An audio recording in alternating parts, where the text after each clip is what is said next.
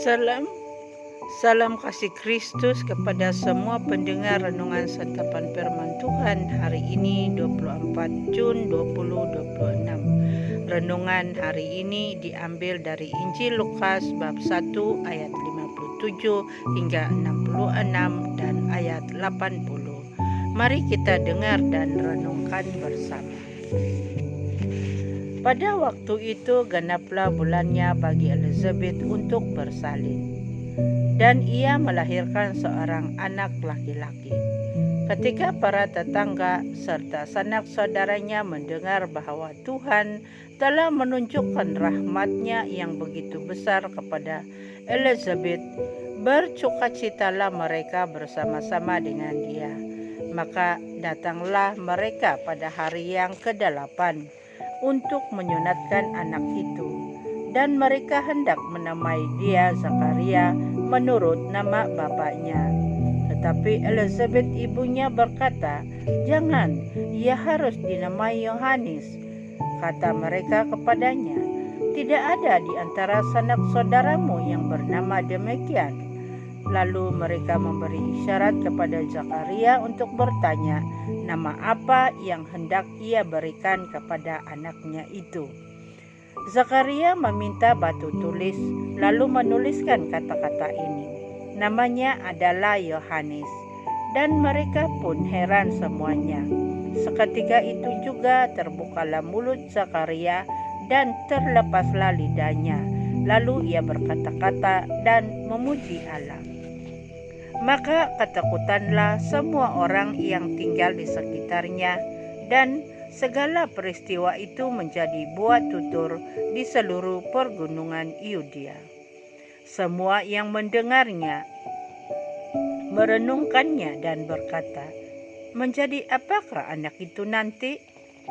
Sebab tangan Tuhan menyertai dia." Anak itu bertambah besar dan makin kuat rohnya.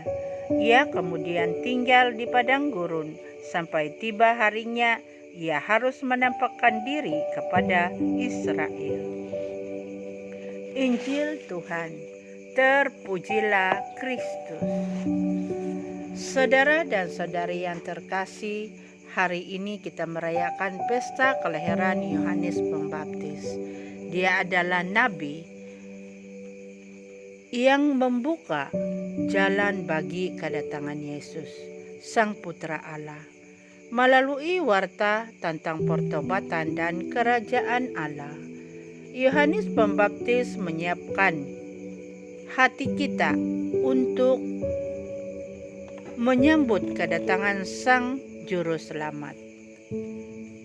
Ia lahir dalam sebuah keluarga yang kudus dan berkenan di hadapan Allah. Bagi Zakaria dan Elizabeth, kelahiran Yohanes merupakan tanda cinta Tuhan atas mereka yang senantiasa memiliki pengharapan yang kukuh atas janji Allah, sekalipun di usia yang begitu renta. Terhadap peristiwa kelahiran ini, orang banyak bertanya-tanya dan bahkan ragu akan menjadi apakah anak itu nanti. Namun orang tuanya tidak ragu.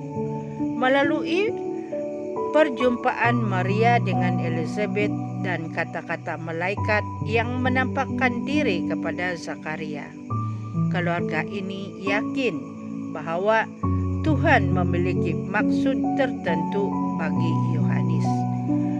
Untuk itu mereka setia memelihara dan mengasuh Yohanes dengan penuh cinta.